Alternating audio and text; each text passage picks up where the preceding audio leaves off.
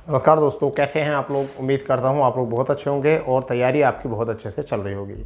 जैसे कि आपको पता है कि प्रतिदिन दोपहर 4 बजे आपको एक कोप सीरीज के नाम से हमने हिंदी की प्रैक्टिस शुरू की है, जिसमें हम संपूर्ण हिंदी का आपको रिवीजन करा रहे हैं। आज हमारी उस सीरीज का दूसरा प्रैक्टिस सेट है, ठीक है, जिसमें हम आपको एक प्रैक्टिस सेट प्रोवाइड करा चुके हैं कल, और आज हमारी दूसरी क्लास है। इसमें मैं उम्मीद करूंगा कि आपको इन क्वेश्चन से अच्छा एनालिसिस मिल रहा होगा, अच्छे क्वेश्चन देखने को मिल रहे होंगे।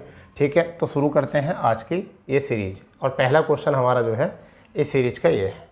ठीक है, अब देखिए कोप सीरीज 2 है और क्वेश्चन हमारा जो है वो पहला क्या है समझ लेंगे। क्वेश्चन में है 1 से 2 तक के लिए मुहावरे दिए गए हैं, लोकोक्ति हैं।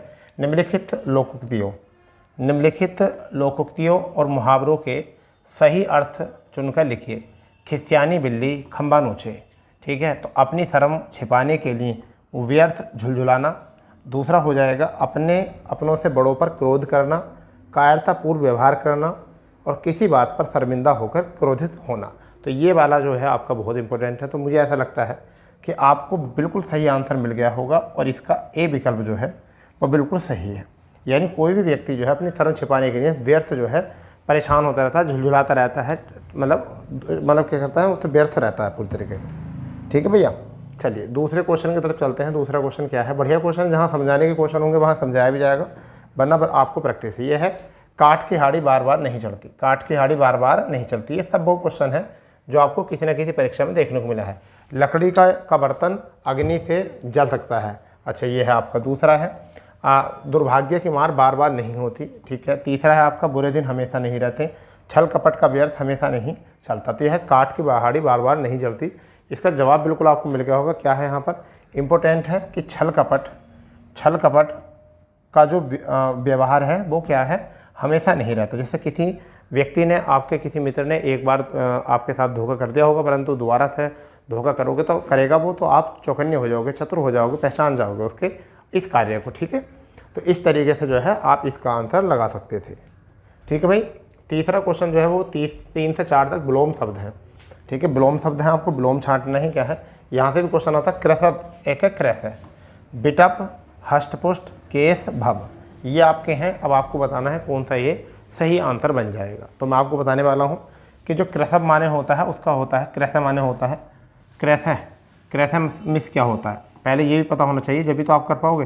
क्रस मतलब होता है जैसे गमगीन, ठीक है, गंभीर, ठीक है, आपका बीमार, ये नाम आ जाते हैं इसके। जबकि इसमें जब बीमार है इसका, अब विलोम ढूंढना है तो उसका क्या आ जाएगा, हष्टपुष्ट आ जाएगा। क्या आ जाएगा, हष्टपुष्ट आ जाएगा। ठीक है, हष्टपुष्ट इसका आंसर बन जाएगा। वहीं पर बात करते हैं चौथे क्वेश्चन को। बहुत प्यारा क्वेश्चन चौथा भी। अल्पज्ञ का इस समय पर क्या है। अल्पज्ञ का क्या है, सर्वज्ञ, अवज्ञ, अभिज्ञ, कृतज्ञ। बताना है क्या है, अल्पज्ञ, सर्वज्ञ, अवज्ञ, अभिज्ञ, कृतज्ञ। आपको बताना है क्या इसका सही आंसर है। तो आपको पता है अल्प माने होता है थोड़ा। क्या होता है, अल्प माने होता है थोड़ा, तो इसके आगे लगा हुआ है अज्ञ। तो अल्प, और सर्व माने होता है ज़्यादा, तो क्या लग जाएगा अल्प का। ऐसे मान लीजिए अल्प का क्या होता है, अल्प का होता है सर्व। ठीक है, तो जिसके आगे अल्प लग रहा है उसका क्या होगा, सर्व होगा। तो सर्व किसके सामने लग रहा है, केवल एक के लग रहा है। तो एक ही नहीं, यहाँ से जितने भी आपके कभी विलोम आए और जहाँ अल्प लग रहा हो वहाँ पर आप सर्व लगाकर सही कर सकते हो, सर्वज्ञ। ठीक है, अल्पज्ञ कम ज्ञानी, सर्वज्ञ बहुत ज्ञानी। अवज्ञ का मतलब क्या होता है, जो अनजान हो। अभिज्ञ का मतलब जैसे अवयवी ज्ञान हो। कृतज्ञ का मतलब जैसे कार्य का ज्ञान हो। ठीक है, तो आपका जो आंसर है वह आंसर जो है आपका बेटा ए विकल्प बिल्कुल सही है। ठीक है, अब यहाँ पर बहुत प्यारा क्वेश्चन है। इकारांत शब्द है, यानी कि खूंटी। यहाँ पर खूंटी शब्द का बहुवचन बताइए। तो खूंटी और खूंटी। अब मैं आपको बताता हूँ, देखिए क्या होता है। जब भी आपको ये आ जाए खूंटी शब्द आए, तो यहाँ पर ये शब्द क्या है, इकारांत शब्द है। और इकारांत शब्दों का जब बहुवचन बनाते हैं, इकारांत शब्दों का जब बहुवचन बनाते हैं, शब्दों का जब बहुवचन बनाते हैं तो यहाँ प्रत्यय जुड़ जाता है। क्या लग जाता है, यहाँ प्रत्यय जुड़ जाता है। तो क्या आ जाएगा, खूंटियाँ। ठीक है, और ई जो होता है, बड़ा ई जो होता है वो क्या बन जाता है, छोटे ई में कन्वर्ट हो जाता है। तो अब आपका क्या बन जाएगा, खूंटियाँ। तो आपका ऑप्शन जो हो जाएगा खूंटियाँ। चंद्रबिंदी यहाँ पर आपका, तो ये देखिए अब यहाँ पर भी कन्फ्यूजन है कि चंद्र बिंदी वाला आएगा या एक बिंदी वाला आएगा, तो आपको ध्यान रखना है चंद्र बिंदी वाला आएगा कि चंद्र बिंदी। ठीक है, क्या आ जाएगा? चंद्र बिंदी वाला। तो आपका ऑप्शन बन जाएगा ऑप्शन नंबर सी। इस तरीके से आपको जज करना है, इस तरीके से आपको पता करना है। ठीक है भैया, चलिए छठा क्वेश्चन देखते हैं। छठा क्वेश्चन आपका है, बहुत प्यारा क्वेश्चन है। निम्नलिखित अनेकार्थी शब्दों का दूसरा अर्थ बताइए। अज आजन्मा, अज आजन्मा, अज आजन्मा। अज का मतलब जिसको मृत्यु ना होए, यानी कि अज और अजन्मा। ठीक है, अज और जन्म। अजन्मा मतलब जिसका जन्म न हुआ हो और जो न मरा हो, तो उसे क्या कहते हैं? ईश्वर को कहते हैं। क्या कहते हैं? ईश्वर को कहते हैं अज या अजन्मा। यानी कि जब इसका जन्म ही नहीं, ईश्वर का जब जन्म ही नहीं, तो ईश्वर की मृत्यु भी नहीं। ठीक है, तो ऐसा जिसका जन्म और मृत्यु ना हुई हो उसे कहते हैं अज। ठीक है, आपका तो ईश्वर हो गया। जीवन, आजीवन जो होता है वो होता है आजीवन, उसे कहते हैं जीवन पर्यंत। इसे कहते हैं जीवन पर्यंत। जीवन पर्यंत यानी कि जन्म से लेकर मृत्यु तक। इसे हम क्या कह सकते हैं? जन्म से लेकर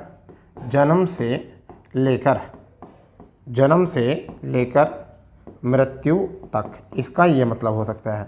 ठीक है, निर्भीक का मतलब आप सुनते हो आजन्म, यानी कि आजन्म, आजीवन भी यही होता है, आजन्म भी यही होता है। ठीक है, पूरे जीवन भर। आजन्म का मतलब जिस जन्म से लेकर मृत्यु, इसे कह देंगे हम आजन्म। इसे बोल देंगे आ जन्म और वो हो जाएगा आजीवन, जीवन पर्यंत। निर्भीक जिसकी ने निर मतलब होता है अच्छा। ठीक है, भीख मतलब। सातवां प्रश्न जो है बढ़िया प्रश्न है। सातवां प्रश्न बढ़िया प्रश्न है, आपको पता होना चाहिए सातवें के बारे में, क्योंकि कई बार एग्जाम में क्वेश्चन आ जाता है। ठीक है भैया, तो आपका क्या हो जाएगा? निम्नलिखित में से कौन सा शब्द वर्तनी की दृष्टि से शुद्ध है? तो प्रतिनिधि, प्रतिनिधि, प्रतिनिधि, तो कौन सा हो जाएगा बेटा? डी होना चाहिए। क्या होना चाहिए? प्रतिनिधि। इसका क्या होना चाहिए बेटा? डी होना चाहिए सातवें का। Sorry, D. निधि, निधि तो उल्टा लिखा जाता है ना। हाँ, तो निधि, प्रति प्लस के निधि, प्रति प्लस के निधि। हाँ ठीक, ए विकल्प सही हो जाएगा। क्या हो जाएगा? ए विकल्प सही हो जाएगा। तो इसका बन जाएगा प्रतिनिधि। क्या बन जाएगा? प्रतिनिधि बन जाएगा। ठीक है भाई, तो ये आपका हो चुका है। यहाँ से इम्पोर्टेंट है बढ़िया तरीके से। चलिए आगे लिखते हैं। 8वां और 9वां जो क्वेश्चन है वो क्या है? त्रुटि वाक्य शब्द है। तो देखिए 8वें में आप देखेंगे त्रुटि क्या है। ठीक है, 8वें में क्या है? त्रुटि क्या है? शब्द को सवाल को अच्छे समझिए। उन्हें किस पार्ट में जो है त्रुटि है, इसमें दिया गया है 8वें 9वें में दोनों में यही दिया गया है किस पार्ट में त्रुटि है। तो देखिए यहाँ पर क्या है? विद्यालय में जलपान को उत्तम प्रबंध है। जलपान को नहीं, जलपान की होता। तो यहाँ गलती क्या है? जलपान की। यहाँ पर क्या है? जलपान की उत्तम व्यवस्था है। ठीक है, तो कौन सा पार्ट गलत हो गया? जलपान वाला हो गया। तो ये वाला पार्ट जो है वो गलत हो गया, यानी कि बी विकल्प आपका राइट हो जाएगा। ये आपको एग्जाम में ही परेशान करेगा ऐसे ही। ठीक है भाई, चलिए 9वां क्वेश्चन जो है आपका क्या है? 9वां क्वेश्चन बेटा क्या है? देखिए ज़्यादा समय है नहीं, प्रैक्टिस करने में अच्छा है। मुझे रेलगाड़ी में यात्रा करना अच्छी लगती है, कोई त्रुटि नहीं। तो मुझे रेलगाड़ी में यात्रा करना, ये भी सही है। अच्छी लगती है, ये गलत है। क्या हो जाएगा यहाँ पर? अच्छा लगता है, तो ये हो जाएगा यहाँ पर। तो हमारा सी पार्ट जो है यहाँ पर एरर वाला है, और अब आपका आंसर जो है यहाँ से बन गया है भैया। ठीक है, चलिए इससे आगे क्वेश्चन है 10वां क्वेश्चन, प्यारा क्वेश्चन है। तत्सम बताना है, मैं आपको खूब बता चुका हूँ तत्सम के बारे में। निम्नलिखित में से कौन सा शब्द जो है वो तत्सम है? आज, आँख, अग्र, आग। ठीक है, तो जल्दी बताओ क्या हो जाएगा? तो जल्दी क्या हो जाएगा इसका? प्यारा क्वेश्चन है। ठीक है, तो आपका क्या हो जाएगा? अग्र हो जाएगा।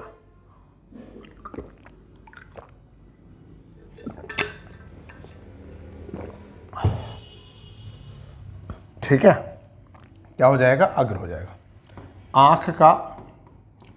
आँख का होता है अक्षी, आँख का होता है अक्षी। आग का होता है अग्नि, आग का होता है अग्नि।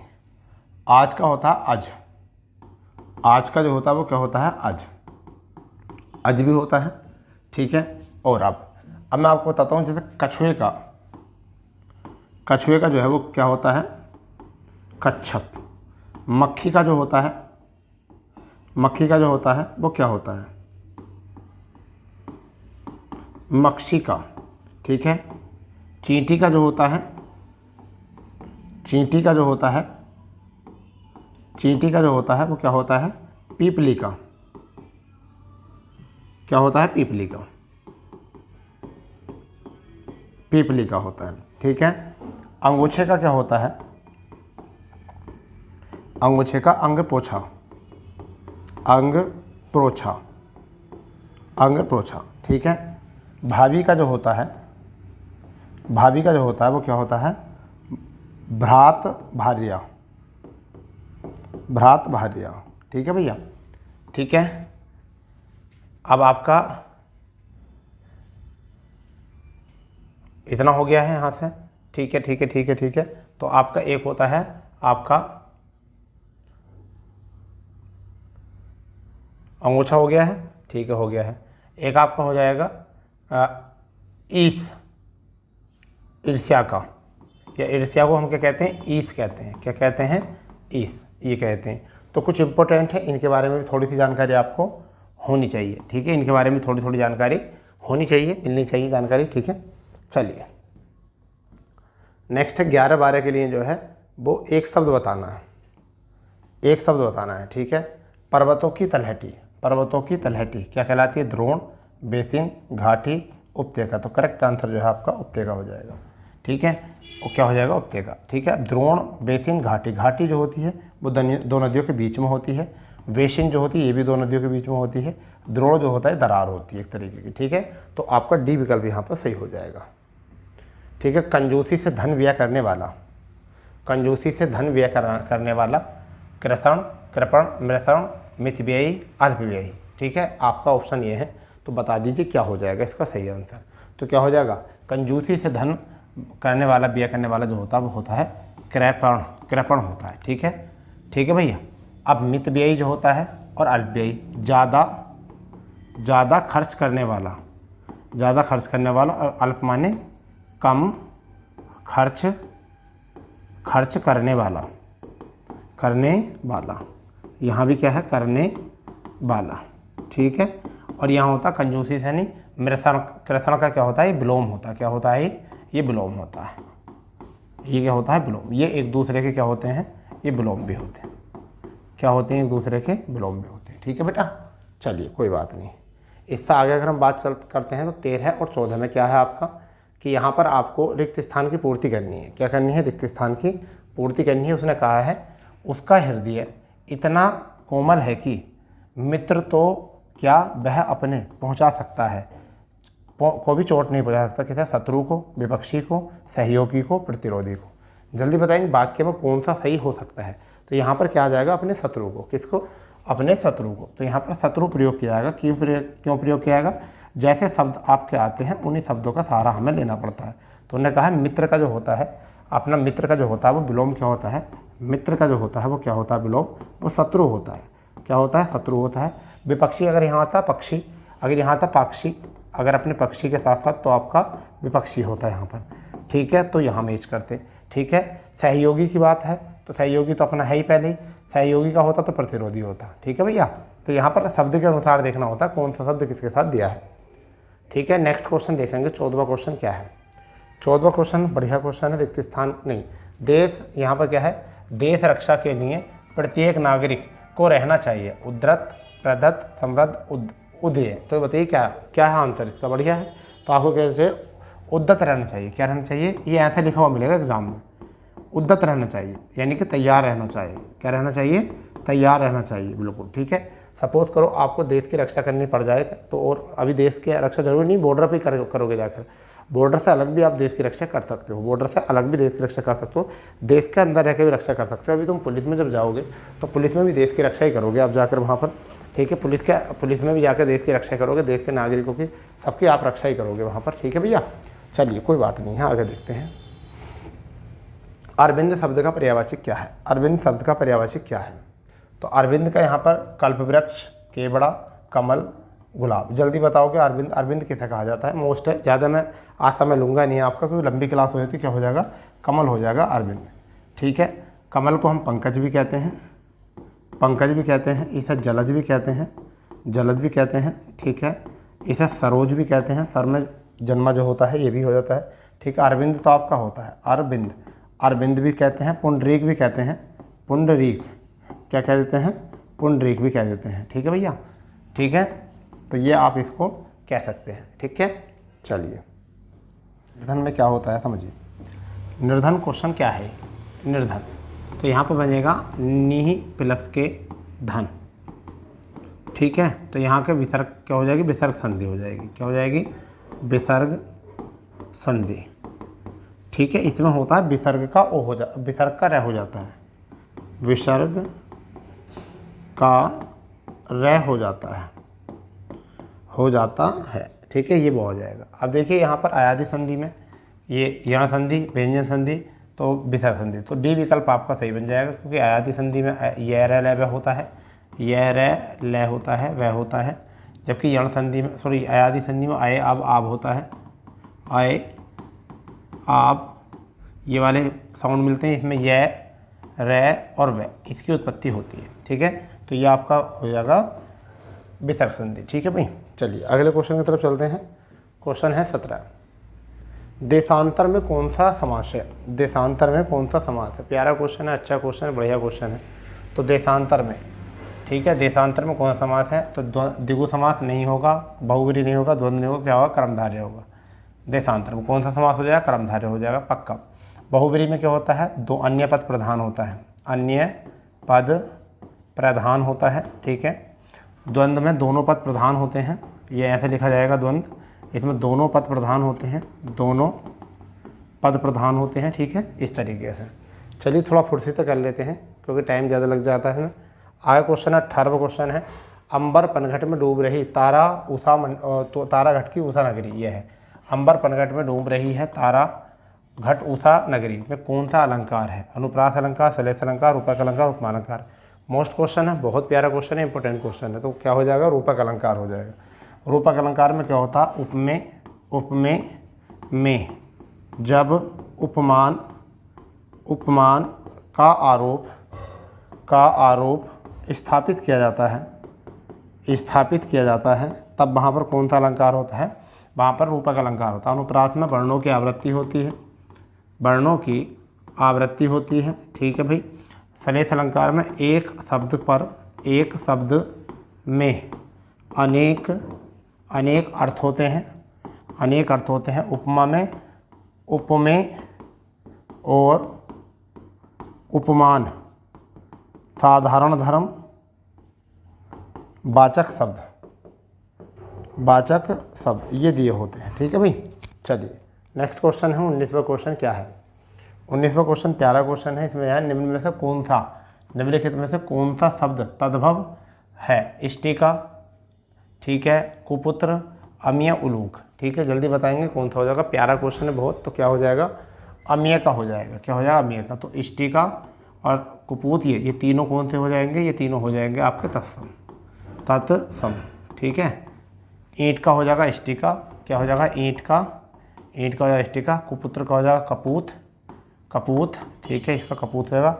उलूक का हो जाएगा उल्लू, क्या हो जाएगा, उल्लू। ठीक है भैया, तो ये हो जाएगा। 20वां क्वेश्चन 21वें क्वेश्चन में दिया गया है, सही वाक्य चुनना है। ठीक है, सही वाक्य का चयन करना है।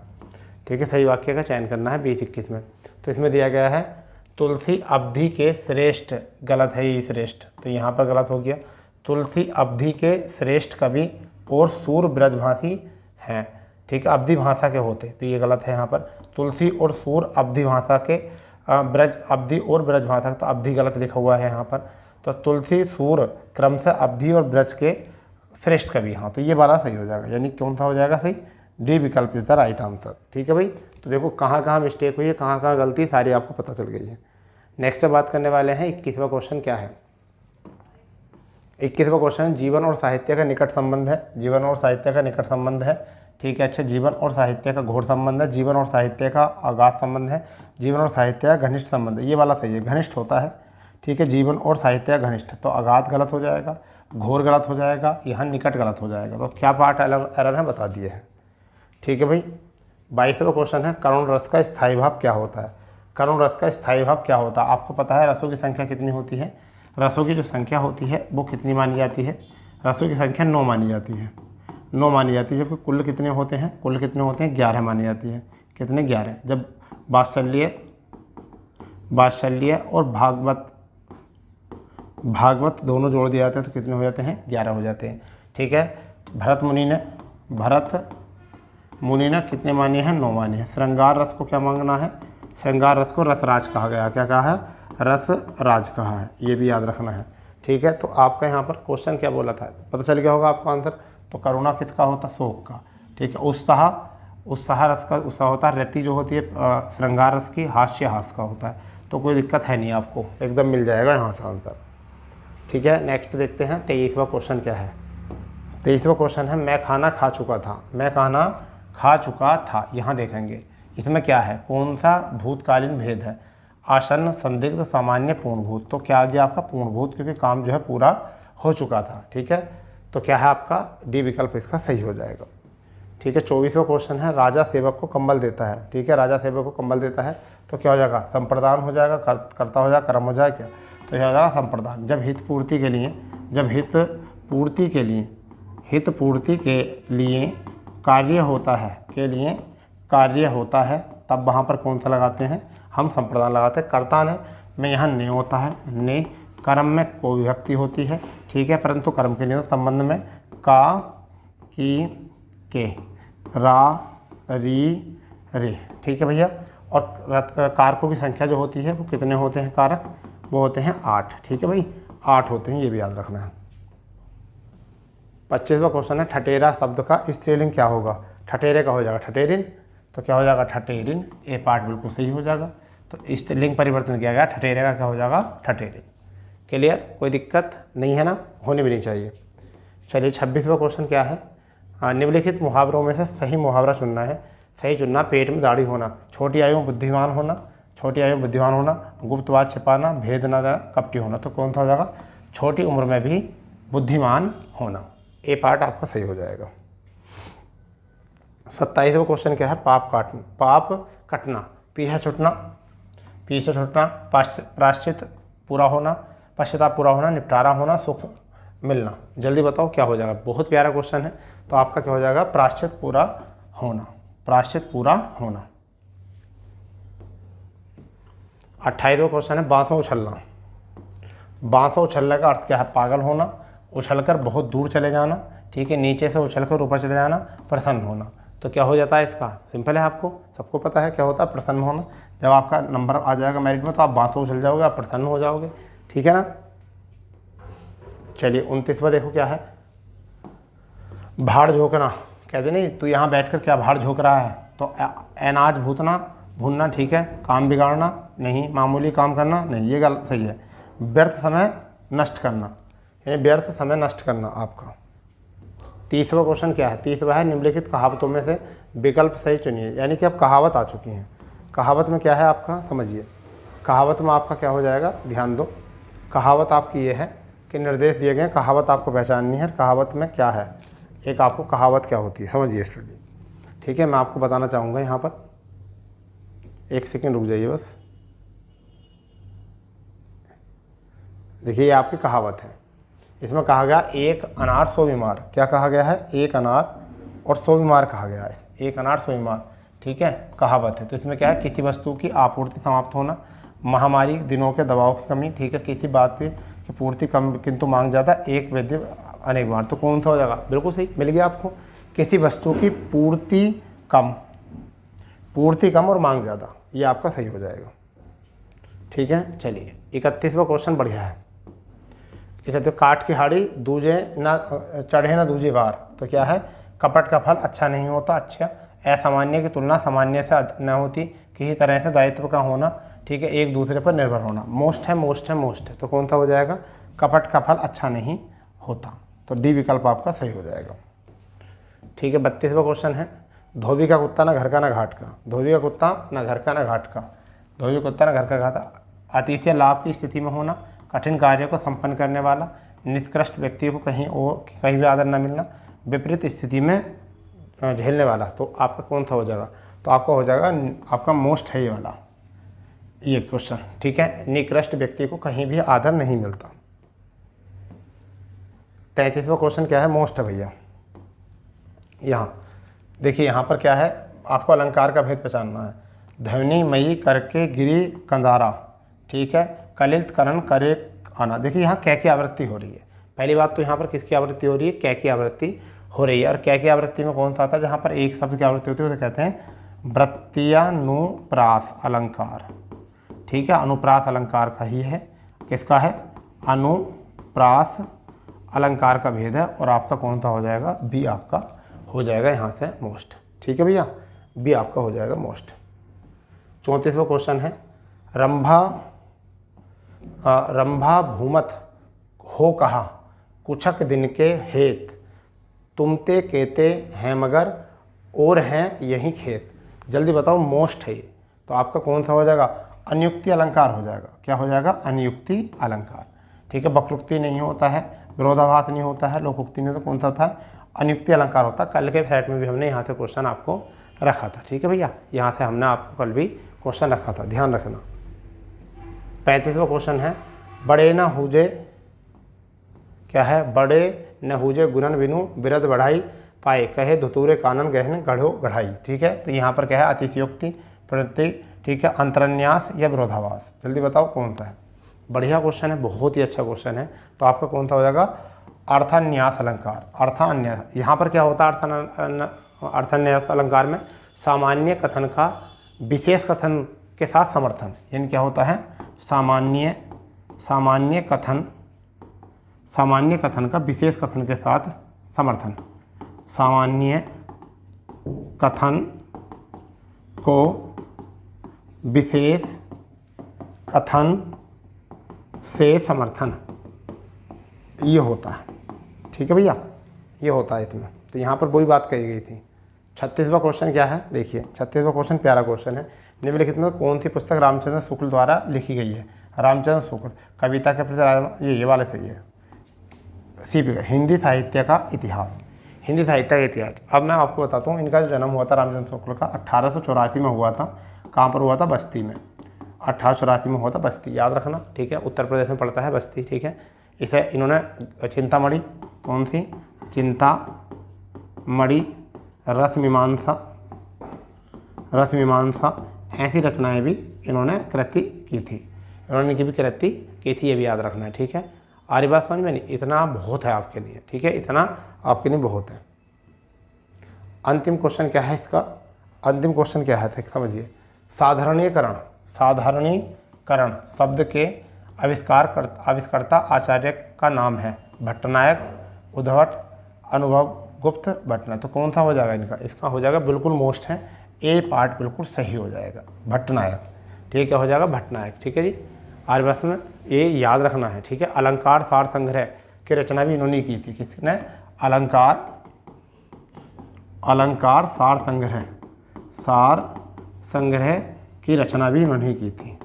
ठीक है, मोस्ट है। तो ये था आपका सेट, थोड़ा जल्दी खींचा गया था क्योंकि कुछ बच्चे कह रहे थे सर केवल आंसर बता दिया करो, मगर कोई बात नहीं, कल के पेपर में हम ज़्यादा एनालिसिस करेंगे। ठीक है, एक पेपर एनालिसिस कर लेंगे, एक में आंसर बता देंगे, थोड़ा बहुत जो बताना होगा बता देंगे। ठीक है, मैं उम्मीद करूँगा आप लोगों को बहुत अच्छा लगा होगा। अच्छे क्वेश्चन आपके सामने आ रहे हैं, नए सीखने के मिल रहे हैं। ठीक है, चलिए तो मिलते हैं अपने नए सेशन पर। जब तक के लिए जय हिंद, जय भारत, वंदे मातरम।